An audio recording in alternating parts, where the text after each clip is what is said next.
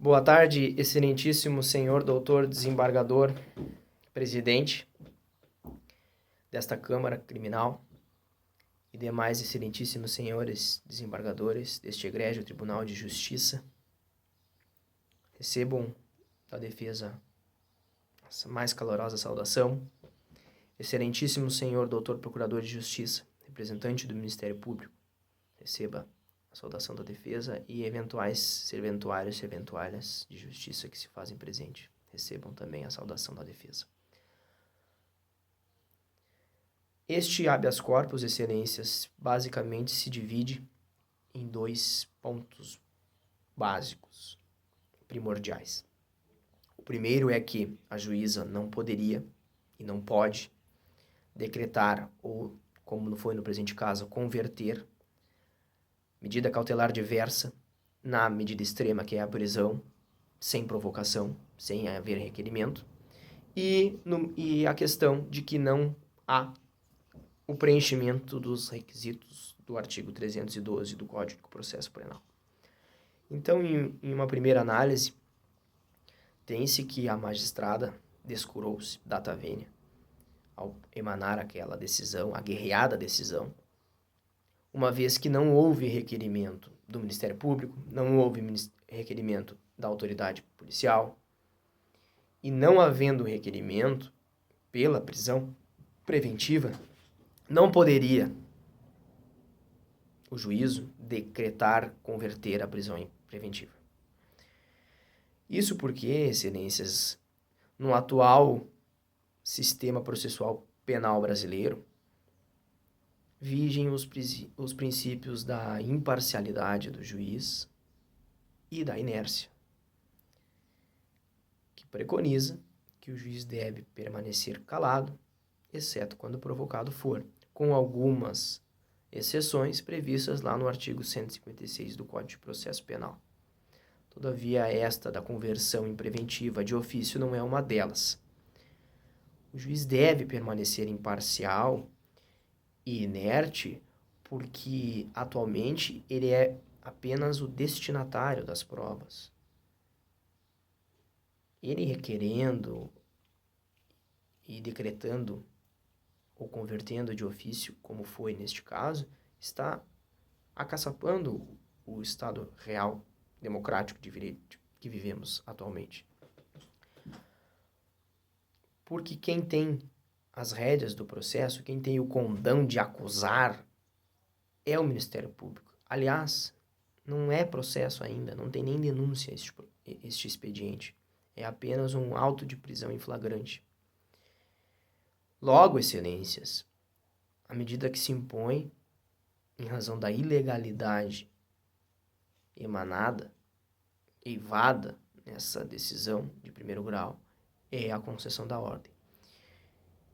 E em outra análise, tem-se que não há preenchimento dos requisitos do 312 do Código de Processo Penal. Trata-se de paciente primário, com residência fixa, não possui nenhuma condenação criminal. Logo, não está preenchido os requisitos do 312, porque não há no processo, não há naquela decisão a fundamentação necessária, inclusive, que torna também ilegal a decisão, a fundamentação de eventual risco que ele poderia causar à sociedade para que faria jus à manutenção da prisão preventiva. No presente caso, não há esse preenchimento, excelências. Isso porque, inclusive, há a alegada tese de que não houve o descumprimento do recolhimento domiciliar noturno, reside próximo ao cemitério municipal, onde foi acuado, agredido, torturado pelos policiais militares, conforme os exames de corpo de delito. Se dirigiu ali para fugir e mesmo assim foi pego, porque reside a menos de 50 metros daquele local, e quando viu os policiais, imprimiu fuga para o seu bem-estar, e infelizmente aconteceu o que aconteceu, e conforme decisão proferida em sede de segundo grau, referente ao processo de primeiro, que eu vou lhes dizer agora, é o 024.220.934, dígito 0, e o habeas corpus 700.845.61.398, que foi julgado liminarmente pelo excelentíssimo senhor doutor desembargador Diógenes Rassan Ribeiro, que concedeu a ordem em sede liminar de soltura do paciente Éder, e que o julgamento do mérito foi na mesma linha, ou seja, ratificou a liminar, no sentido de manter a concessão de liberdade provisória. Este processo, este habeas corpus, também deve ser concedido por decorrência lógica daquele, porque o que aconteceu no segundo fulmina o primeiro. Porque não há como permanecer preso, em razão de que a outra prisão há manifesta dúvida sobre a rigidez dos policiais e, somado a isso, essa questão de que não estão preenchidos os requisitos da prisão preventiva. Além disso, excelências, tem-se que, em caso de reprimenda, ou seja, na pior das hipóteses, o paciente Éder será beneficiado no mínimo com uma sursis, ou se acaso cumprir pena, será no regime aberto. Logo, conforme o princípio da homogeneidade, corolário da proporcionalidade, não pode permanecer preso em regime mais gravoso do que quando da sentença condenatória transitada em julgado. Mas essa situação, a situação de que a decisão de primeiro grau salientou e consignou possível reiteração criminosa, descurou-se também do princípio da presunção de inocência, que também deve ser atentado por vossas excelências.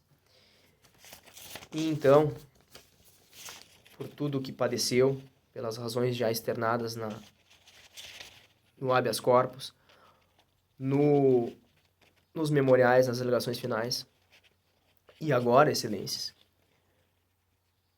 a medida que se impõe é a soltura, é a concessão da ordem para o fim de conceder a liberdade provisória, expedindo-se o alvará de soltura ao paciente Éder, porque não houve o descumprimento de medida cautelar diversa da prisão. As agressões dos policiais configuram, inclusive, tortura, o que fulmina a segunda prisão. Logo, este decreto, essa conversão em prisão preventiva neste processo é corolário e logo também não pode ser mantido.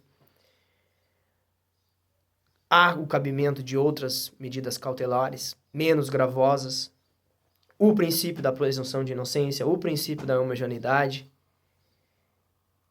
tudo isso e além da questão de que não poderia a magistrada de primeiro grau decretar de ofício,